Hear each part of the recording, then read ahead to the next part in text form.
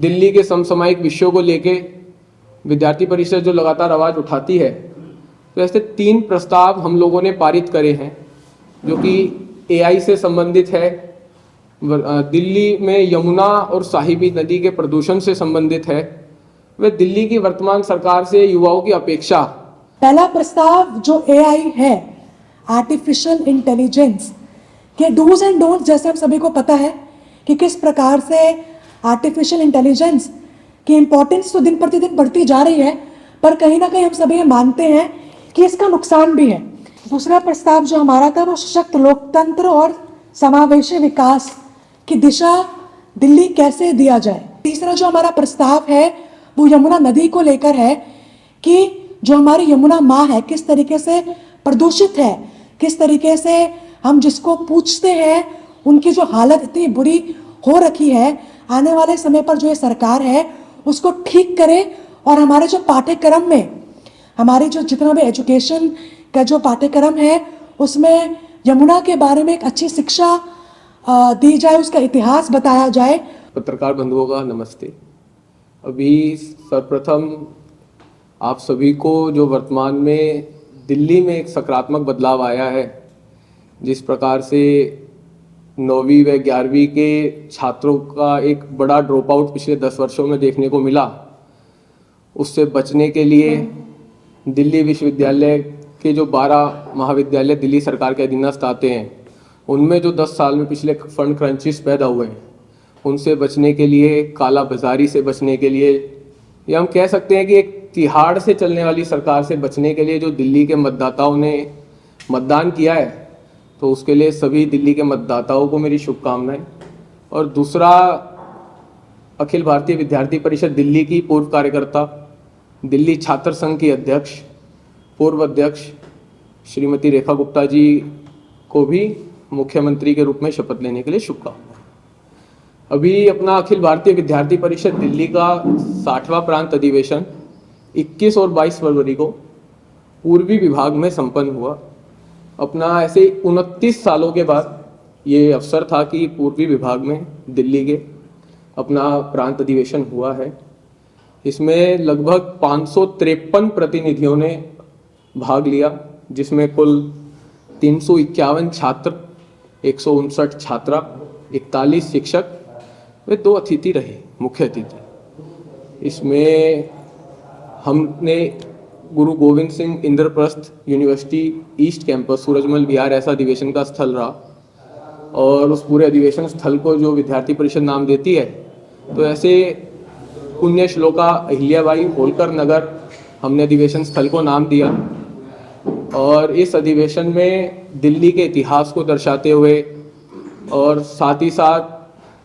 दिल्ली जिस प्रकार से, मतलब अभी दिल्ली में चेंजेस आने चाहिए, ऐसे कुछ कंसेप्ट को लेके प्रदर्शनी लगाई, और उस प्रदर्शनी का स्थल का नाम भगवान बिरसा मुंडा जी प्रदर्शनी स्थल रहा। अभी इस अपने उद्घाटन सत्र में मुख्य अतिथि के रूप में सुप्रसिद्ध पत्रकार रूबिका लियाकत जी रहीं। उन्होंने छात्रों को संबोधित करते हुए भी कहा कि जिस प्रकार से कुम्हार गीली मिट्टी को आकार देके एक उपयोगी वस्तु बनाता है, उसी प्रकार से विद्यार्थी परिषद भी छात्रों को संस्कार देके उनको राष्ट्र के लिए उपयोगी बनाता है। साथ ही साथ विशिष्ट अतिथि के रूप में विद्यार्थी परिषद के राष्ट्रीय संगठन मंत्री आशीष चौहान जी का भी मार्गदर्शन, संबोधन सभी छात्रों को प्राप्त हुआ। और पुराना डाटा, विगत वर्ष का डाटा भी जब इस अधिवेशन में चर्चा में आया, तो बड़े हर्ष के साथ आपको बताता हूं कि लगभग ऐसी कुल अपनी विगत वर्ष की सदस्यता सर्वाधिक 67,659 सदस्यता विगत वर्ष में विद्यार्थी परिषद ने करी है, जो अभी तक की सर्वाधिक दिल्ली के इतिहास की सदस्यता है। साथ ही साथ अभावी दिल्ली की नई कार्यकारिणी की घोषणा भी इसी अधिवेशन के माध्यम से करी गई, और एक लगभग 3.5 किलोमीटर लंबी शोभा यात्रा अधिवेशन स्थल से लेके और आसपास के क्षेत्रों से गुजरती हुई एक खुला अधिवेशन अभाविप के कार्यकर्ताओं का लिए हुआ, जिसमें मंच पे से छात्र नेताओं ने भाषण भी दिया। साथ ही साथ इस अधिवेशन में दिल्ली के समसामयिक विषयों को लेके विद्यार्थी परिषद जो लगातार आवाज़ उठाती है, तो ऐसे 3 प्रस्ताव हम लोगों ने पारित करे हैं जो कि एआई से संबंधित है, दिल्ली में यमुना और साहिबी नदी के प्रदूषण से संबंधित है, वे दिल्ली की वर्तमान सरकार से युवाओं की अपेक्षा से संबंधित है। तो मैं शिवांगी जी राष्ट्रीय मंत्री हमारे साथ हैं, तो शिवांगी जी से आग्रह करता हूँ कि थोड़ा प्रकाश डालेंगी। जी नमस्ते सभी को, आप सभी का इस प्रेस वार्ता में स्वागत है। प्रस्ताव से पहले मैं एक और घटना बताना चाहूँगी आप सभी को। जामिया मिल्लिया इस्लामिया में 5 वर्ष पूर्व 15 दिसंबर 2019 में जब पुलिस कर्मियों का जब जामिया में आना हुआ, तो वहाँ के विद्यार्थी आइसा, एसएफआई और जो अन्य संगठन हैं, उन्होंने मिलकर हर वर्ष black day of Jamia Millia Islamia ऐसे वो मनाते थे। और इस बारी जब उन्होंने मनाने का प्रयास करा तो कैंपसेस के एडमिनिस्ट्रेशन ने और प्रॉक्टर ने और वाइस चांसलर ने उनको अनुमति नहीं दी और उन्हें ये मेक श्योर करा कि किसी भी प्रकार का प्रदर्शन बिना प्रशासन के परमिशन के नहीं होगा। और उन्होंने जब वो नहीं माना तो 9 फरवरी को जब उन्होंने प्रदर्शन करने का प्रयास करा और उस प्रदर्शन में ही उन्होंने एंटी गवर्नेंस और एंटी नेशनल जो नारे हैं वो उन्होंने लगाए। जब प्रशासन ने ये जब घटना घटी 9 फरवरी को, तो उन्होंने जो छात्र थे जो इस पूरे प्रदर्शन को लीड कर रहे थे, तो उन्होंने उनको शो नोटिस दिया। तो शो नोटिस जब उनको दिया तो वो शो नोटिस देने के बाद भी वो विद्यार्थी नहीं माने और गेट नंबर 7 के सामने उन्होंने प्रदर्शन फिर से शुरू करा। जब प्रशासन ने उनको फिर से समझाने का प्रयास करा तो फिर भी उन्होंने क्लासेस बॉयकॉट करने की मांग करी और पूरा का पूरा जो एक विश्वविद्यालय का जो कैंपस का जो वातावरण होता है वो वातावरण खराब करने का पूरा प्रयास करा। तो उसी के नियमित जो जामिया मिल्लिया इस्लामिया में जो एक जो पॉजिटिव वातावरण जो छात्रों के बीच जो एक हर महाविद्यालय और हर विश्वविद्यालय में होना चाहिए वो खराब करने का प्रयास करा। तो विद्यार्थी परिषद ने अपने प्रेस रिलीज के नाते ये मांग भी करी है कि एक जो पॉजिटिव एटमॉस्फेयर है और जो बॉयकॉट क्लासेस हो रही हैं, जो ये 4-5 विद्यार्थी हैं जो कि ये प्रोटेस्ट लीड कर रहे हैं, किस प्रकार से वो पूरा का पूरा जो एटमॉस्फेयर ख़राब कर रहे हैं, वो ठीक तरीके से फिर से वातावरण ठीक हो कैंपस इसका। ये विद्यार्थी परिषद ने प्रेस रिलीज में भी मांग करी है कि प्रॉपर तरीके से क्लासेस फिर से हों और जो ये प्रदर्शन हो रहा है जिसका बिल्कुल भी एक इम्पोर्टेंस नहीं है, वो प्रदर्शन जल्द से जल्द वो ख़त्म हो। तो ये मांग हम करते हैं आपके माध्यम से। जो 3 प्रस्ताव हैं विद्यार्थी परिषद के प्रांत अधिवेशन में हुए हैं, वो ये 3 प्रस्ताव हैं, वो मैं आपको दिखाना चाहती हूँ। पहला प्रस्ताव जो एआई है, आर्टिफिशियल इंटेलिजेंस के डूज एंड डोंट्स, जैसे हम सभी को पता है कि किस प्रकार से आर्टिफिशियल इंटेलिजेंस की इम्पोर्टेंस तो दिन प्रतिदिन बढ़ती जा रही है, पर कहीं ना कहीं हम सभी ये मानते हैं कि इसका नुकसान भी है, कि हमारी कहीं ना कहीं जो प्राइवेसी है वो भी इसका कहीं ना कहीं इसको डिस्ट्रॉय कर रही है। तो इस प्राइवेसी किस तरीके से सिक्योर हमारी प्राइवेसी रहे, तो ये भी हम सरकार से मांग करते हैं कि आने वाले समय पर एक ठीक तरीके से लॉ बनाया जाए। और कहीं ना कहीं जो पाठ्यक्रम में जो एआई का इस्तेमाल होना चाहिए, चाहे वो हमारे जॉब के आने वाले समय पर जॉब की जो इंक्रीजमेंट है, जॉब कैसे यूथ को मिले,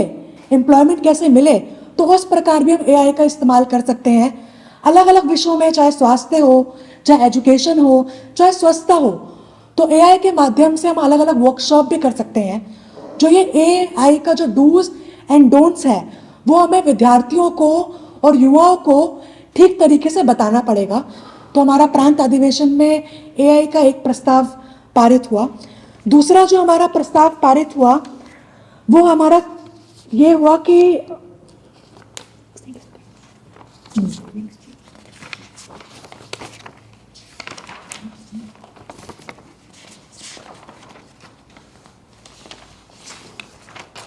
जी।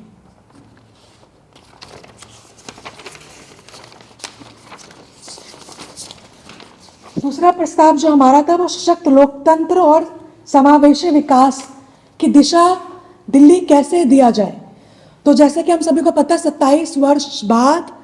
दिल्ली में जो सरकार आई और इससे पूर्व जो सरकार रही, किस प्रकार से एक इनडिसिप्लिनरी, जो चाहे हम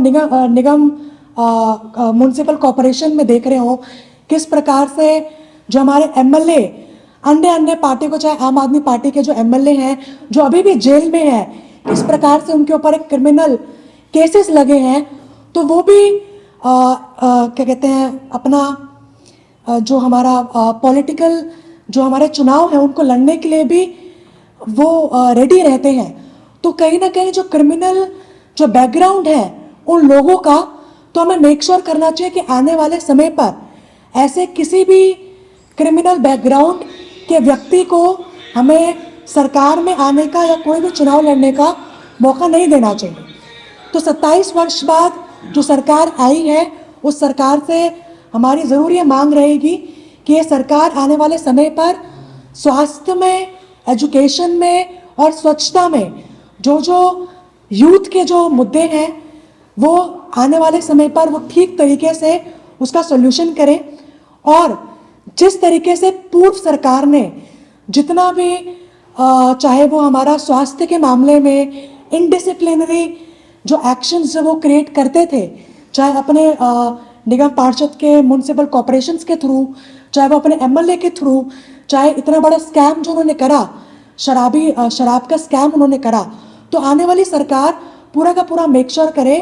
कि ये जो सरकार है यूथ के लिए, एजुकेशन के लिए और हेल्थ के लिए अच्छे से काम करे। तीसरा जो हमारा प्रस्ताव है वो यमुना नदी को लेकर है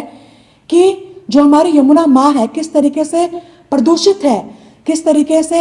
हम जिसको पूछते हैं उनकी जो हालत इतनी बुरी हो रखी है, आने वाले समय पर जो ये सरकार है उसको ठीक करे और हमारे जो पाठ्यक्रम में, हमारे जो जितना भी एजुकेशन का जो पाठ्यक्रम है उसमें यमुना के बारे में एक अच्छी शिक्षा दी जाए, उसका इतिहास बताया जाए और ठीक तरीके से उसको पोल्यूशन फ्री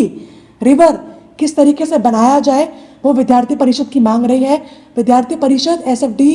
के माध्यम से स्टूडेंट फॉर डेवलपमेंट जो हमारा आयाम गतिविधि है उसके माध्यम से हर हफ्ते यमुना में जाकर एसएफडी की टोली जाकर यमुना की सफाई कर रही है। और ये आपके मीडिया के माध्यम से ये एक आग्रह भी करेगी कि जो यूथ है हर हफ्ते संडे को एसएफडी की टोली यमुना में जाकर यमुना की सफाई करती है, तो यूथ हर संडे शाम के 5 बजे ज़रूर आकर एसएफडी टोली के साथ, विद्यार्थी परिषद के साथ यमुना रिवर को स्वच्छ रखे और ठीक करे, प्रदूषण फ्री यमुना रिवर बनाए। तो ये 3 प्रस्ताव विद्यार्थी परिषद के